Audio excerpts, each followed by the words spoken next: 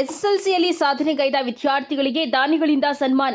2025-26ನೇ ಸಾಲಿನ ತಾಲೂಕು ಕಸಬಾ ಹೋಬಳಿ ಸರ್ಕಾರಿ ಪ್ರೌಢಶಾಲೆ ಗಂಟುವಾರಪಲ್ಲಿ ಶಾಲೆಯಲ್ಲಿ ಎಸ್ಎಸ್ಎಲ್ಸಿ ಪರೀಕ್ಷೆ 1ರಲ್ಲಿ ಉತ್ತಮ ಸಾಧನೆ ಮಾಡಿದ 3 ವಿದ್ಯಾರ್ಥಿಗಳಿಗೆ ದಾನಿಗಳು ಹಾಗೂ ಶಾಲಾ ವತಿಯಿಂದ ಆತ್ಮೀಯವಾಗಿ ಶಾಲು ಹೊದಿಸಿ ಹಣ್ಣು ಹಂಪಲು ಹಾಗೂ ನಗದು ಬಹುಮಾನ ನೀಡಿ ಆತ್ಮೀಯವಾಗಿ ಸನ್ಮಾನಿಸಿ ಗೌರವಿಸಲಾಯಿತು. ಮಿಟ್ಟೇಮರಿ ಕ್ಲಸ್ಟರ್ ಸಂಪನ್ಮೂಲ ವ್ಯಕ್ತಿ ಡಾ ಶಿವಪ್ಪ ಮಾತನಾಡಿ, ನಿರಂತರ ಪರಿಶ್ರಮ, ಶಿಕ್ಷಕರ ಮಾರ್ಗದರ್ಶನ ಹಾಗೂ ಪೋಷಕರ ಪ್ರೋತ್ಸಾಹದಿಂದ ಈ ಸಾಧನೆ ಸಾಧ್ಯವಾಗಿದೆ. ನಿಮ್ಮ ಈ ಸಾಧನೆಗೆ ಸನ್ಮಾನ ಮಾಡಿದರೆ ಕಿರಿಯ ವಿದ್ಯಾರ್ಥಿಗಳಿಗೆ ನಿಮ್ಮಿಂದ ಸ್ಫೂರ್ತಿ ಪಡೆದು ನಿಮ್ಮಂತೆ ಅವರು ಸಾಧನೆ ಮಾಡಿ ಇತರರಿಗೆ ಮಾದರಿಯಾಗಲಿ ಎಂದು ವಿದ್ಯಾರ್ಥಿಗಳಿಗೆ ಹಾರೈಸಿದ್ದಾರೆ. ಈ ಸಂದರ್ಭದಲ್ಲಿ SS Sandhya, G Lakshmidevamma, C Narayanaswamy, KB Anjaneya Reddy, GV Chandrashekara, Sharmila, ಸಿಬ್ಬಂದಿ ವರ್ಗ, ಎಚ್ಆರ್ ರಘುನಾಥ್, ಶಾಲಾ ಮಕ್ಕಳು ಹಾಗೂ ಪೋಷಕರು ಹಾಜರಿದ್ದರು. ವರದಿ Gopalreddy, Nandi TV news, Bagepalli. Anjaneya Reddy sir ಅವರಿಗೆ ಸ್ವಾಗತವನ್ನು ಕೋರುತ್ತಿದ್ದೇವೆ. ಸಮಾಜ ಶಿಕ್ಷಕಿಯಾದ ಜಿ ಎನ್ಎಸ್ಎಸ್ ಅವರಿಗೆ ಸ್ವಾಗತವನ್ನು ಕೋರುತ್ತಿದ್ದೇವೆ. ನಮ್ಮ ಒಂದು ಡಿಸಿಪ್ಲಿನ್ ನಾವೇ ಬೆಳೆಸ್ಕೋಬೇಕು. ಯಾರೋ ಸ್ವಯಂ ಶಿಸ್ತು, ಯಾರೋ ಟೀಚರ್ ಓಡಾಡ್ತಾರೆ, ಟೀಚರ್ ಬರ್ತಾರೆ ಅಂತಂದ್ಬಿಟ್ಟು ಅವ್ರಿಗೆ ಹೆದರ್ಕೊಂಡು ನಾವು ಇಲ್ಲಿ ಓಡಾಡಬಾರ್ದು, ಕಲಿಯಕ್ಕೆ ಬರಬಾರ್ದು. ನಮಗೆ ನಾವೇ ಅರ್ಥ, ಯಾಕೆಂದ್ರೆ ಇದು ಪವಿತ್ರವಾಗಿರುವಂತಹ ದೇವಾಲಯ.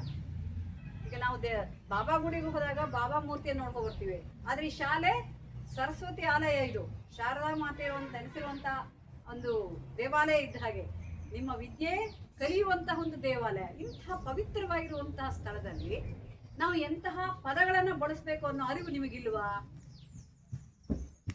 ಇದೆಯಾ ಇಲ್ಲೋ ಹೇಳಿ.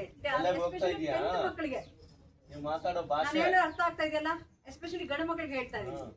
ಇದು ಪವಿತ್ರವಾಗಿರುವಂತಹ ಸ್ಥಳ ಆಗಿರೋದ್ರಿಂದ ಇಲ್ಲಿ ಎಂತಹ ಮಾತಾಡಬೇಕು ಅನ್ನೋ ಒಂದು ಕಾಮನ್ ಒಂದು ಜ್ಞಾನ ಇಲ್ವ ನಿಮಗೆ?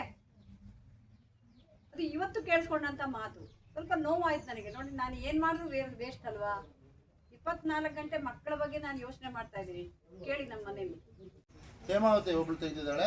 ಸೊ ಹೇಮಾವತಿಗೆ ಇನ್ನೂ 1,000 ರೂಪಾಯಿ ಹೆಚ್ಚಿಗೆ, ಅಂದ್ರೆ 2,000 ರೂಪಾಯಿ ನಗದು ಬಹುಮಾನ ಮತ್ತು ಒಂದು ಪೇಟ, ಒಂದು ಹಾರ, ಒಂದು ಶಾಲ್ವಾ ಮತ್ತು ಫ್ರೂಟ್ಸ್ ಹಣ್ಣುಗಳನ್ನು ಕೊಟ್ಟು ಗೌರವವಾಗಿ ಅವರನ್ನು ನಡೆಸ್ಕೊತಾ ಇದ್ದೀವಿ.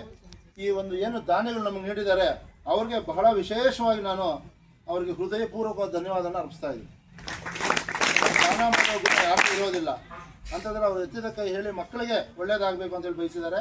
ಅದನ್ನು ನೀವು ಸ್ಫೂರ್ತಿಯಾಗಿ ತಿಳ್ಕೊಂಡು ಸ್ಫೂರ್ತಿಯಾಗಿ ತಗೊಂಡು ನೀವು ಹೆಚ್ಚು ಅಂಕಗಳನ್ನು ಗಳಿಸ್ಬೇಕು ಅಂತ ಹೇಳ್ತಾ ನಮ್ಮ ಶಿವಪ್ಪ ಅವರು ಬಂದಿದ್ದಾರೆ. ಯಾರು ಅಂತ ಹೇಳಿ ಇವಾಗ ಗೊತ್ತಾಗುತ್ತೆ.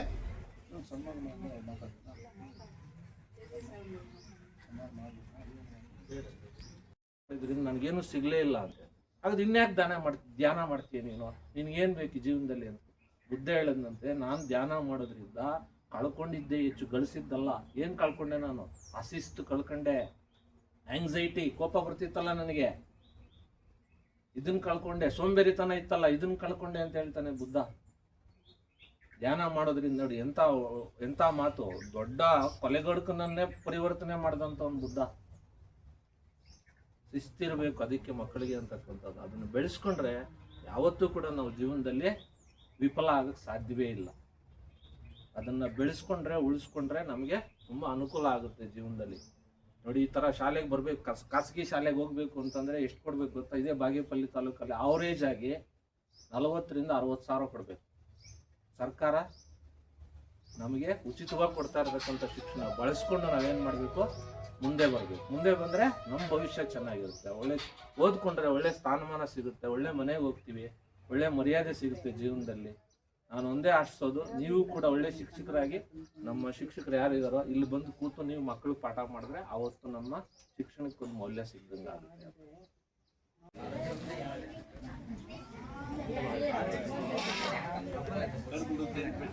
ಚಪ್ಪಾಳೆ ತಪ್ಪು ಎಲ್ಲರೂ.